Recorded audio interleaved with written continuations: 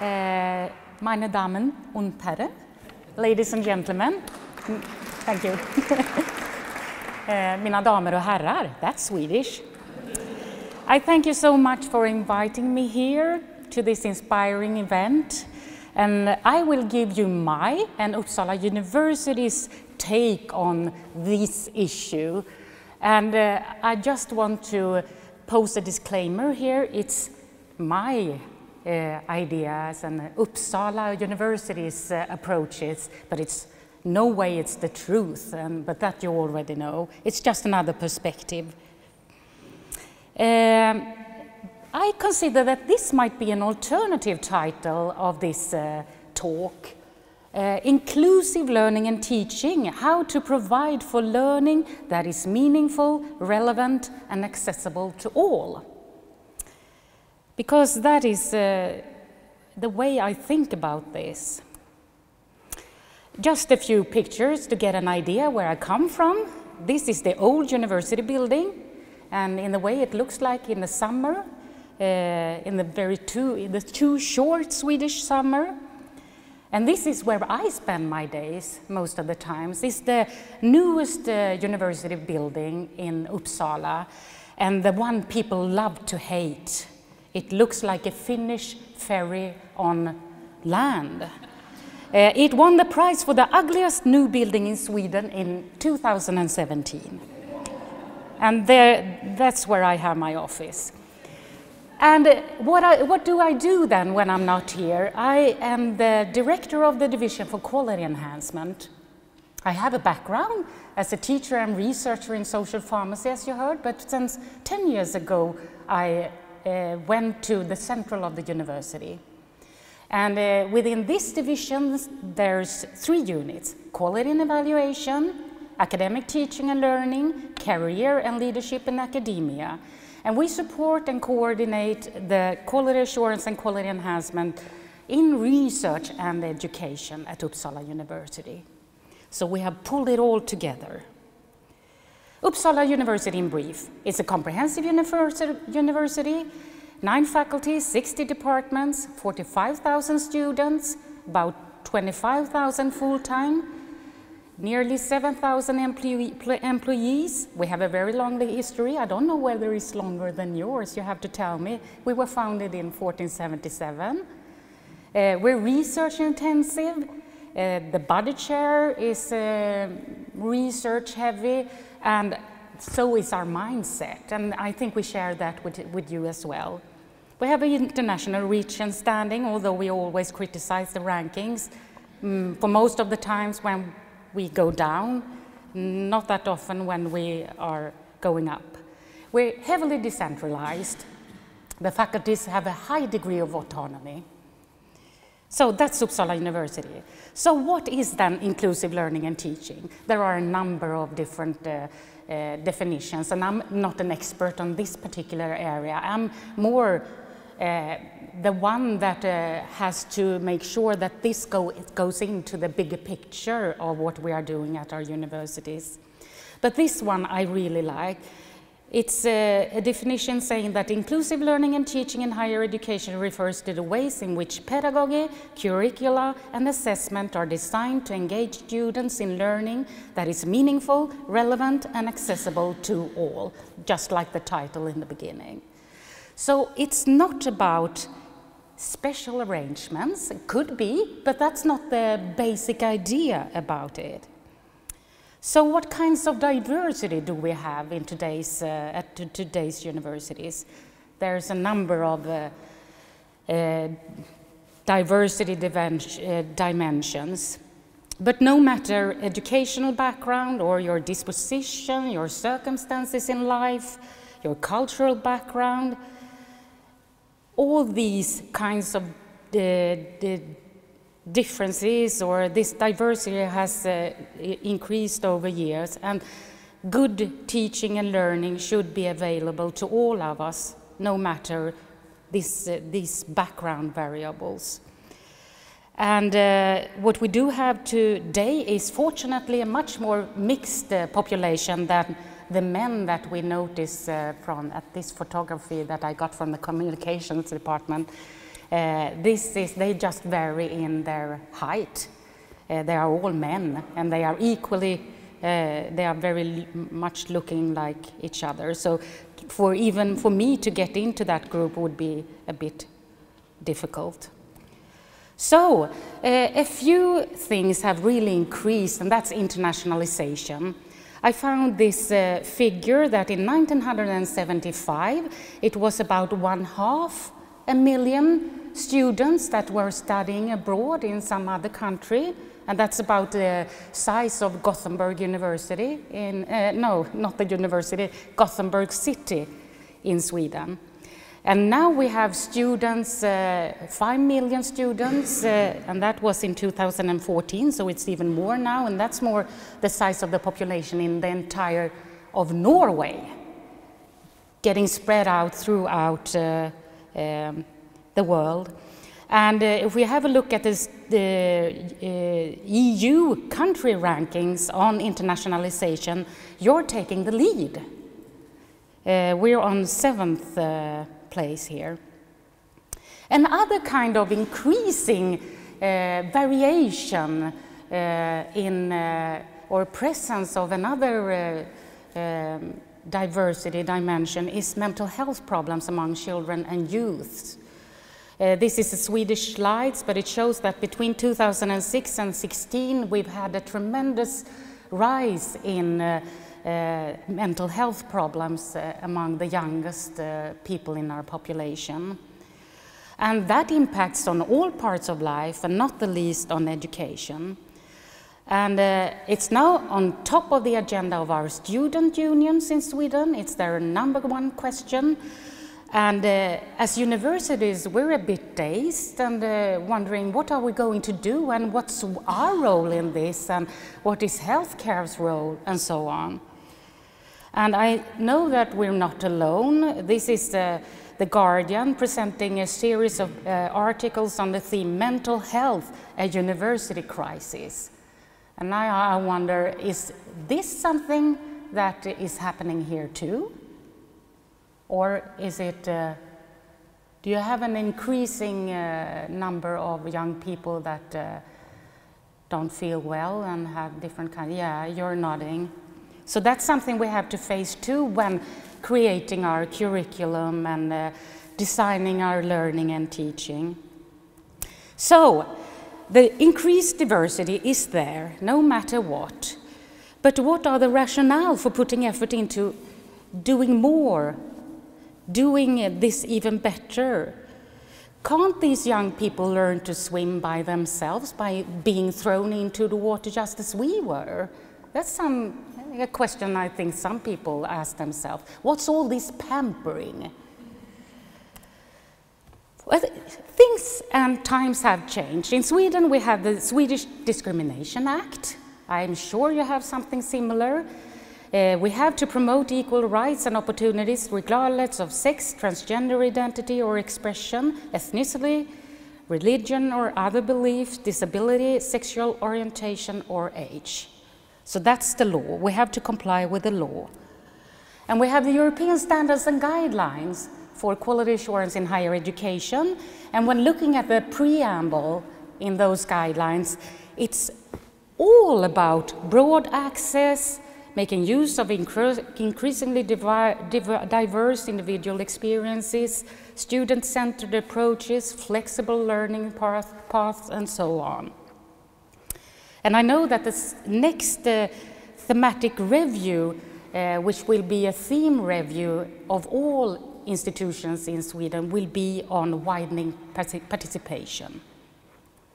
So sometimes we get, I think I'm not alone of getting the feel that the pressure is so heavy on us.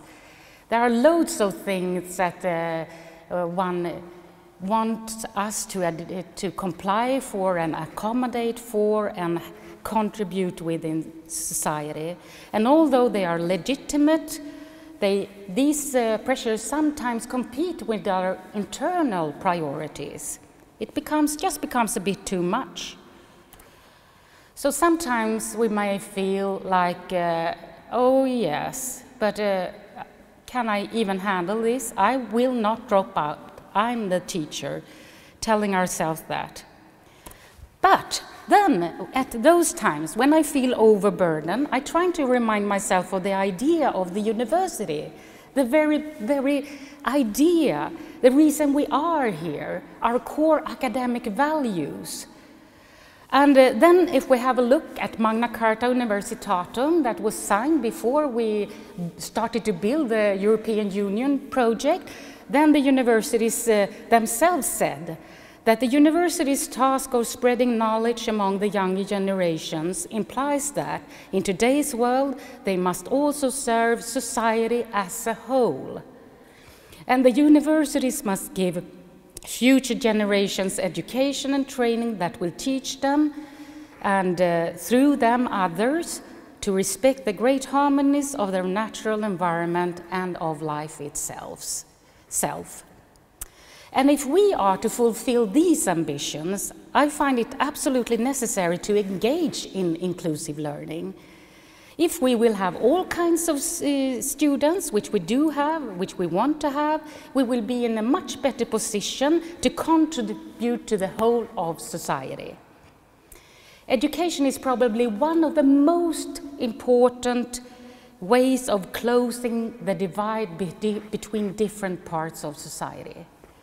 And thinking about that, I think that in just complying to the law or to the standards and guidelines of the European Union, we tend to be like the person building a cathedral and just thinking, I'm using bricks to make this a higher wall or whatever. And then, on the other hand, I have this person who says, I'm building a cathedral. It starts here, but I know what the goal is.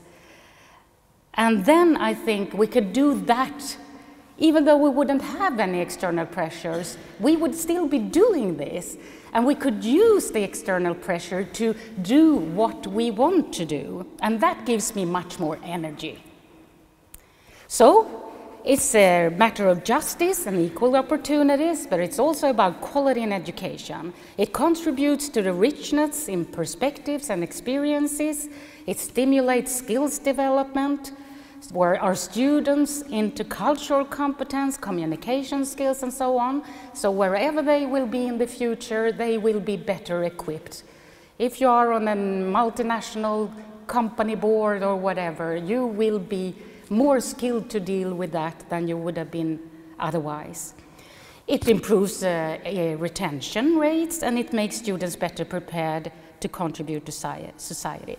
So how can we do this? And then you have been discussing lots of ways today, and one way of summing up what has to be done is that no matter there's no way of getting around that. We have to look at the curriculum itself to see that these things are truly embedded, that we plan our curricula with diversity in mind, with inclusiveness in mind, that we have a range of different methods of delivery, assessment methods, so that it suits different people. We had this slide earlier on today with the bicycles. So having one and the same assessment method might be good for one of the people, but not for the others. But the idea with universal design is that all these different options are around. It's not like you're coming here and you're the exception and we'll make a special arrangement for you. It's rather that the very idea is that we have an assortment of different approaches and assessments. And this is sometimes referred to as universal design. And after this review, it was a research review on what works and doesn't work when it comes to inclusive education. They made another one with the latest research, and that echoed the first one, validated what they thought, but it even more underscored the importance of the curriculum being designed proactively for heterogeneity, and that we move away from deficit models that refer to special arrangements or remediation. And similarly, that studies have continued to emphasize that retroactive accommodation is more likely to create or simply mitigate barriers than remove them. So I try to sort of get a picture of what this is all about. And the way we have been working, at least at Uppsala University, has been that if the circle is the curriculum, then we had different kinds of support services around the curriculum. And the teachers have been focusing on the academic stuff. With the universal design, it's more of these considerations poured into the curriculum, and there is still room for support services, but maybe they are supposed to be more closely aligned to each other, so that the one working with digitalization knows what the other one working with support for a language or whatever, they communicate and they collaborate. And they also communicate and collaborate in themes with the teachers. They train the teachers, but they can also do things in the curriculum together with the teachers. And if we're now an institution and we want to make learning more inclusive, then there are a suggestion for a whole institutional approach of doing this. Define inclusive learning and teaching, review the current situation, develop institutional strategic framework, secure senior management engagement, engage and develop staff, engage students, and use data. I will use this one to exemplify from Uppsala University how we are working. I just made some slight changes to it. This is rather an approach for making learning better for all. So this is not specifically something that we have to do for inclusiveness only. We have to do it anyway for all the things that we want to achieve. We want to define learning and teaching overall, taking inclusiveness and other things into consideration. We have to review the situation we have now and develop an institutional strategic framework. This is our framework. And I think that this might, although I don't know, could be related with your mission statement, which has been launched quite recently. This is our framework for teaching and learning at Uppsala University, our definition of quality in teaching and learning. We have a history of different policy documents that has been a quite sad one, because very often these policy documents, they may be, well, people get them on their desks, but they may not read them, or they may read them, but not understand it, or not think it's relevant or valid. They might understand it, but they might question it, might even accept it, but don't use it. Or they might even use it, but then just for a while, and then it's forgotten again. At one point in time, maybe 10 years ago, we had like 200 different policy documents at Uppsala University. And as a department head, you can't require that you can keep up with all these policies. So when we were to develop this one, we took another approach, and it became maybe the most successful policy document we've had at Uppsala University. First, we had a high degree of teacher and student buy-in, and I heard that that's the way you are working here too with your mission statement. It took a long time. It took 2 years to get ready and have this final document, because it was discussed and it was negotiated. We went out to departments and discussed, and back home again, and revised over and over again. But in the end, we had this decision then made by the Vice Chancellor. We point out clear responsibilities in the document. There's a strategy for implementation and follow up on it. And one, and maybe the most important part, is the students' active part. And the students' role is made explicit in this document. This is the different parts of the document. We have conditions for student learning, you know, everything about scientific approach and skills, good learning environment, and so on. We also have things that goes with the development of our study programs. We also have part of professional development in academic teaching and learning, the nurturing that the teachers need to have to do the things, the yellow and blue things. And then finally, but not the least important, the legitimacy of teaching in terms of career building. It does have to matter that you are a skilled teacher, because otherwise we will never get enough energy into creating the things we want to do in relation to teaching and learning. So we embedded within this document, we have things about taking care or learning from the different varying backgrounds of our students and so on. But we have this two-column structure for all the things that we state in the document. And the left one is what we are providing as a university, what we are pooling into our teaching and learning experience. And the other one is what students are expected to do, because it takes two to tango. No matter how much we do or they do, if we don't do this together in partnership, it will not be that excellent as we aim for. So the students have carried out or authored the right one, sorry. They have been part of the left one, sorry, this is confusing. The students have been part of the left one in authoring that one, and they have been in majority in the right one. And once they were in charge of formulating the expectations of students, they were quite tough and hard on themselves in what they expect from themselves. So I think this learning and teaching policy document as a trellis, structure in which all the different disciplines and subjects and study programs can bloom. So there's lots of freedom. It's not dictating every step, but it says something about the essence of what's important in university teaching and learning. So then, another thing that they tell us that we must put in place is senior management engagement.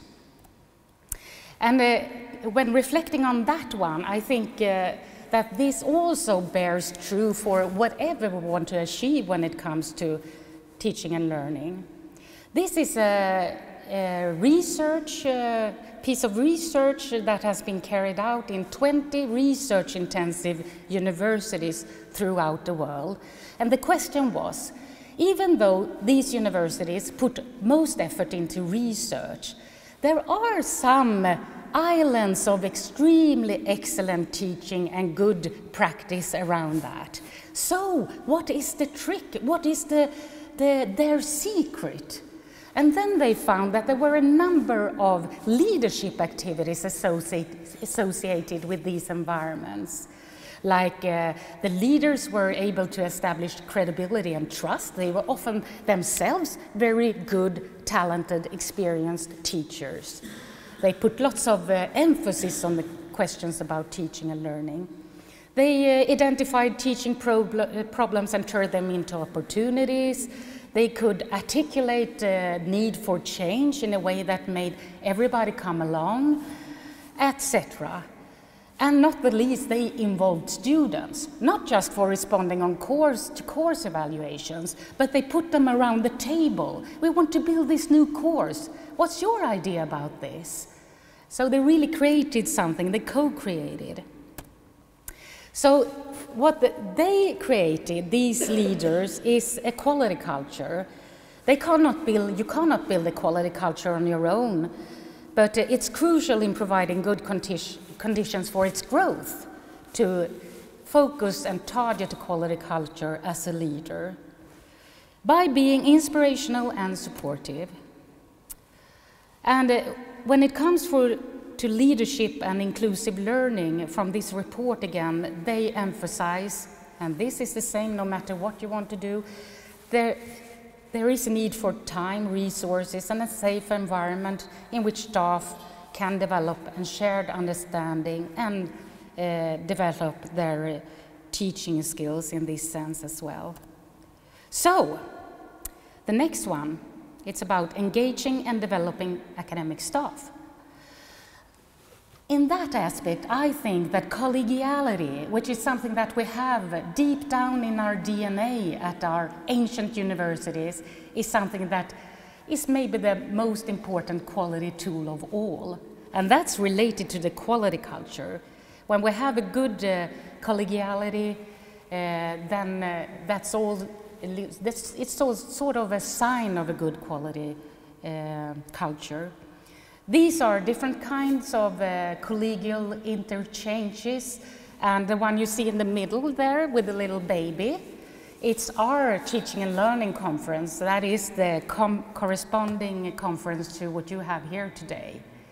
So I think that this very initiative is, I think, as long as you are here, quite powerful. But it's also powerful to be with a small group back at your home departments, of course. So the support for pedagogical development at Uppsala University, the further development of teachers. We have teacher training courses, seminars and workshops, tailored consultations, networks of different kinds, development projects. We have this conference, and we also manage the development funding and pedagogical awards. And I guess that is quite similar to what you have here. And this is an example of how as an assignment in the basic pedagogical course for our teachers, which is a 5-week course. It covers the range of different things that you need to know as a new teacher. But this is one of the assignments where you are asked to reflect on whether your own teaching is inclusive. It's as simple as that, but it's quite useful, and it makes you start thinking. I was talking about something else, and that is parity in esteem between research and teaching, which I find is very important if we want to move ahead.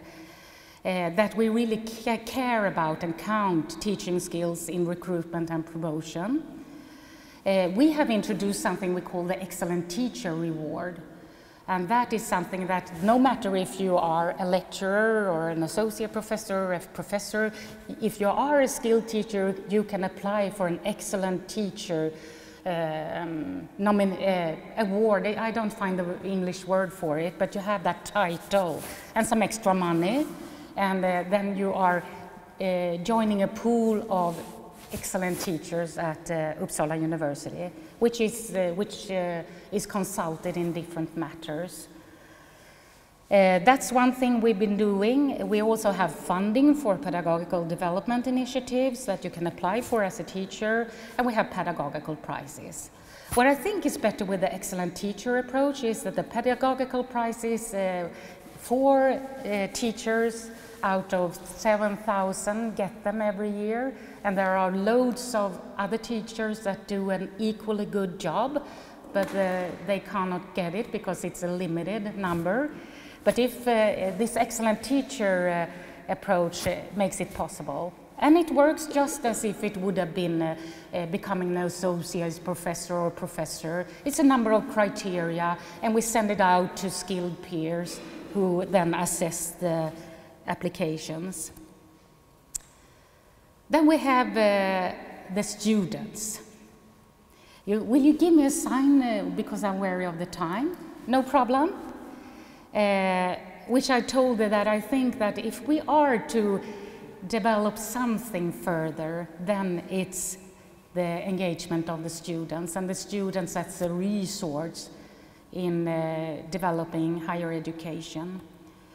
And why is then student-teacher partnership in teaching and learning that important? If we take a look at the research, we find that student engagement, if you feel engaged as a student, it enhances motivation and it improves learning. It's evidenced, it's as simple as that.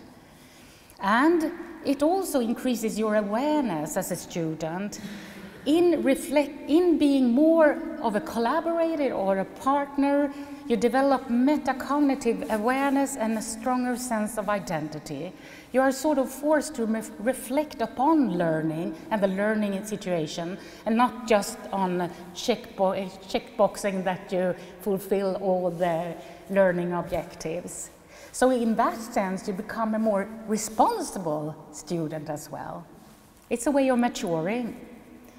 Enhancement, because it improves teaching and the classroom experience, because this affects the teachers as well. We change together with the students. We learn from the students. And what about this then at Uppsala University? Are we doing well? We have some things that are in place. When it comes to quality assurance of learning and teaching, we have students on all boards and committees, from the top to the individual departments. They are everywhere in decision making. That's good. They are responding to course evaluations, student barometers, alumni surveys, and so on. And that's good. They are being involved in our newly introduced institution-led reviews of learning and teaching and research. They are involved from the planning stage to the taking care of the results stage. And that's good. And then in quality enhancement, in different enhancement projects. But still, something has been lacking, or to put it another way, we had an internal truly external. It was an international panel coming to Uppsala University and looking into our way of providing for good conditions for the further development of teaching and learning. And they thought that we had an enormous asset in our students. They were quite impressed, but they thought that we should take a huge step forward and then be sort of world leading. That was their way of trying to spark even more enthusiasm in this question. And we did. The Vice Chancellor initiated a project called the Active Student Participation Project. Because even though we have all these students in our boards and we do things in some aspects, some students' engagement in their own learning tend to be low at the micro level in the classroom. And this is a student putting it this way. During my many school years up to university, I have seen tendencies towards something that I would call study zombies. A study zombie is someone who is so accustomed to study that he or she is excellent at doing what is required, but in need of reviving some of that natural curiosity and fascination. And I think this is part of what we have to unleash a bit more. And the active student participation then project, I'll just give you a short glimpse on what that is about. And have in common. Unhealthy coffee drinking habits? Too much to do and too little time? Yes, but also we all want the best possible teaching and learning experience. You'd think we would want to work together on this essential task, but a lot of the time there is no collaboration or dialogue between teachers and students on how we make the best education. So what's missing?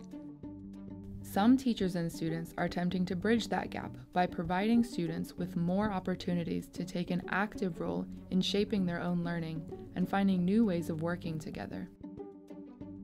At Uppsala, this kind of work has been referred to as active student participation. But what does that even mean? This concept is not something easily defined, but you could say that active student participation involves students being a resource in each other's learning, as well as students being co-creators in planning, facilitating and evaluating higher education. And examples of this would be more experienced students facilitating the learning of other students, as well as students and teachers co-creating learning materials, or students planning learning activities outside normal scheduled time. The most exciting thing might be that there's so many different ways of collaborating that haven't yet been explored. Jag tycker att det är spännande med aktiv studentmedverkan för att man som student lär sig så otroligt mycket mer om man får vara delaktig i sin utbildning. jag märker själv att de kurserna som jag läst som har varit allra bäst är de där jag har fått vara aktiv, där jag har fått prata och diskutera och ta en aktiv roll i undervisningen och inte bara matas med information.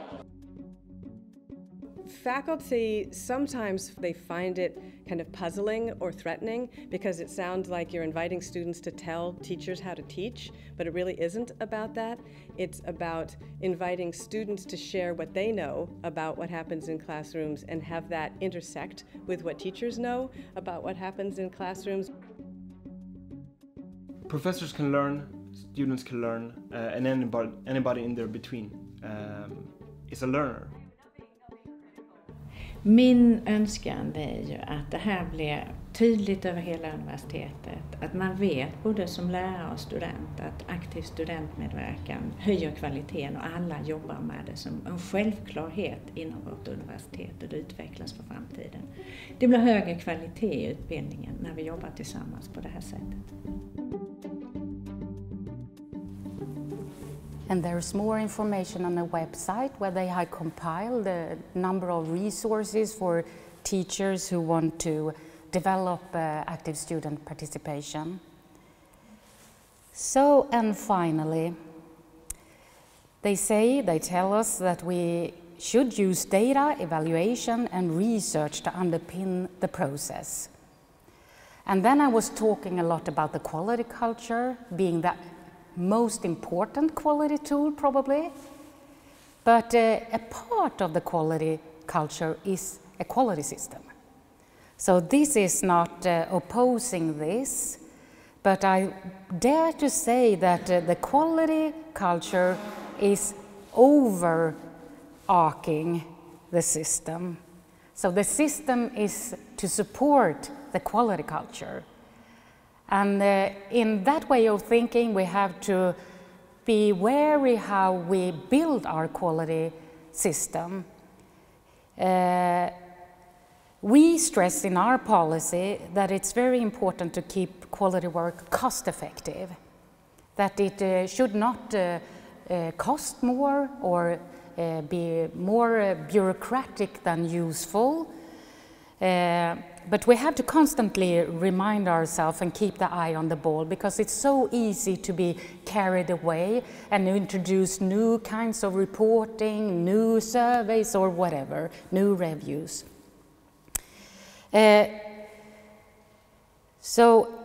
The most important part is maybe not to have that many reporting lines or a very heavy system, but to make sure that we close the loop.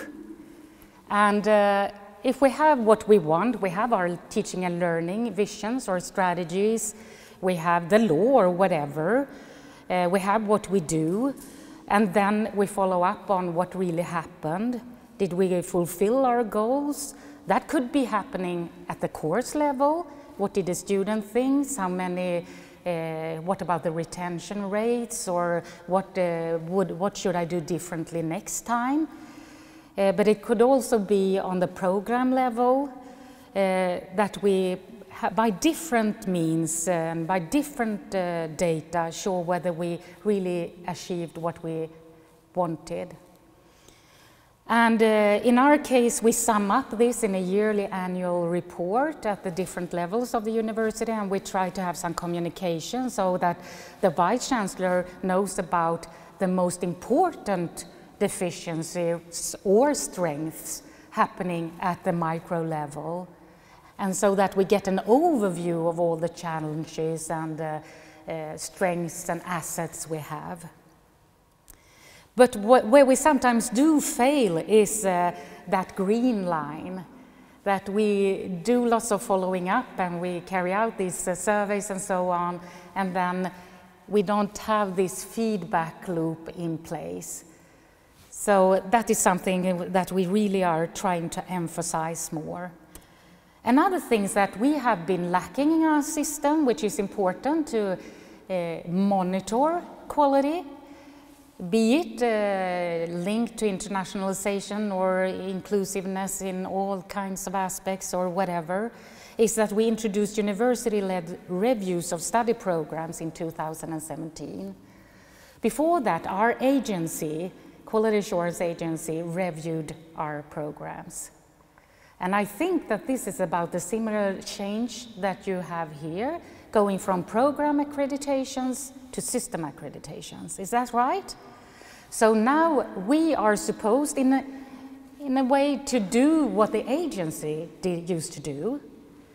And there might be different opinions about that, but I think in Sweden the universities are quite happy about this arrangement, because we think that we gain a higher degree of autonomy.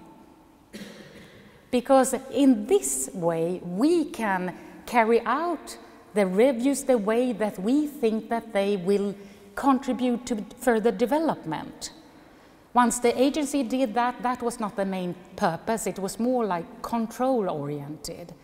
But we can do it ourselves in the way we find is most fruitful, and we can always also, which we have done, allow different faculties to build their own subsystems. Because being or running study programs in engineering or in history or whatever, it's different cultures, different ideas about quality, partially at least, and then you can adjust the reviews in a way that it's really aligned to your tradition, your way of monitoring and safeguarding quality.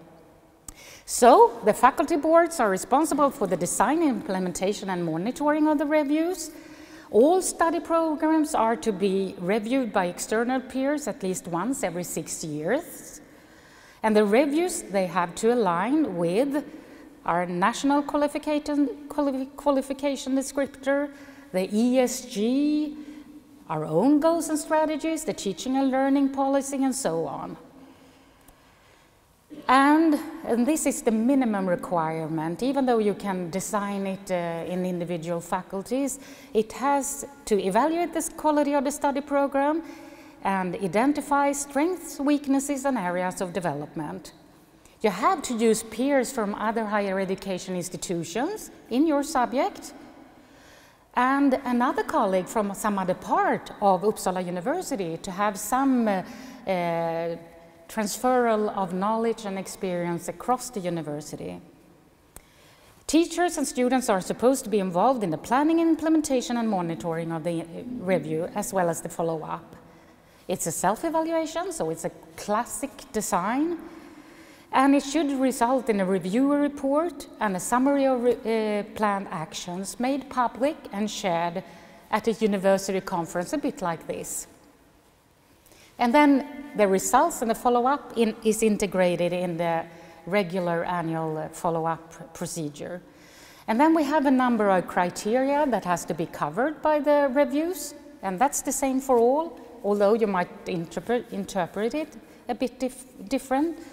And here you see some things then that has to do with inclusiveness, like putting the student learning at the center, gender equality, that students have a say in all parts of education, and that they have access, that all students have access to an effective learning environment. But what I should want to emphasize, although I think this is very important, I think it's a good thing that we now have this, and that we do have it in our own hands for the reasons I mentioned. But also because I found when I was a teacher for some 20 years that I often focused on my piece of the puzzle. We met sometimes now and then, but I hardly ever got this thorough analysis of how does it all fit together, and while being underpinned by different sorts of information and evidence. In a way, it's an approach to your own study programs that is very similar to the approach we use as researchers. But we turn the gaze to our own teaching and learning and analyze that to see whether we have further improvement and what kind of things we have to do. But still, talking about the quality culture in the local environment, I think that what is very important is the everyday quality toolbox. And that may also differ between different teachers, different departments, different faculties, and examples of what you can find in that toolbox is collegial exchange, again, seminars, teaching days, and so on. External collegial review, inviting a peer from another university in your own subject, looking at all your assessments, for example.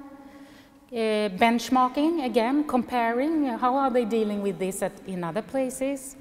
Interviews with students or teachers or wherever you need to gain some information. Surveys, of course, but I think that we overuse surveys a bit. We could use focus group interviews to get a more nuanced and richer information about how our students experience the level of inclusiveness or whatever. How our international students really perceive studying here in my course. Formative evaluation is another tool that I would really stress more than at least we have not used that much traditionally in Uppsala, where you can use modern devices to get instant feedback from your students. So let's say I have this lecture and I want to ask something to see whether you have got it. If you understand what I've been telling you, then I could pose a question and get instant results, which makes it visible for the students that there are more people not understanding this, and then the teacher would understand that this is something I have to put some more emphasis on. And it could also be like, what about this assignment, which will go on tomorrow in further steps? And then you get some feedback that makes it possible for you to change it to day number 2, so that it's more fit to the students' wishes and improves their learning.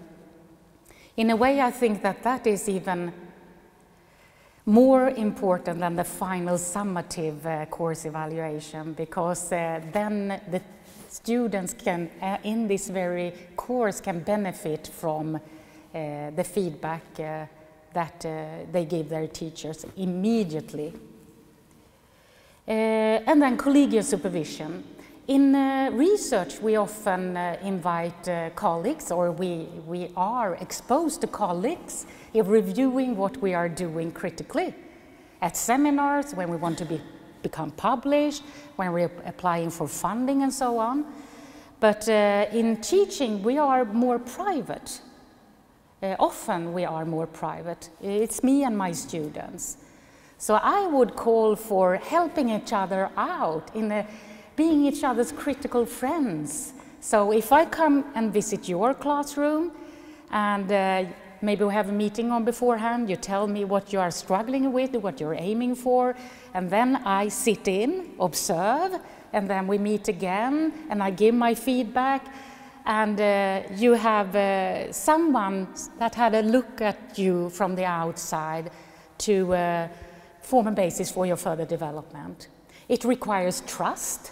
It's not about control, it's trust. But I think that has tremendous, it can be tremendously powerful. And not just for young teachers, for more senior teachers as well. So, I guess, summing up then, good pedagogy, good education is good for all. We have to think about the particularities, but I think the more that we can see that whatever I'm doing that makes things clearer, more easy to understand, gives the student a sense of belonging, it benefits students that are in the most need of support, most maybe, but it benefits all students. And thank you for listening.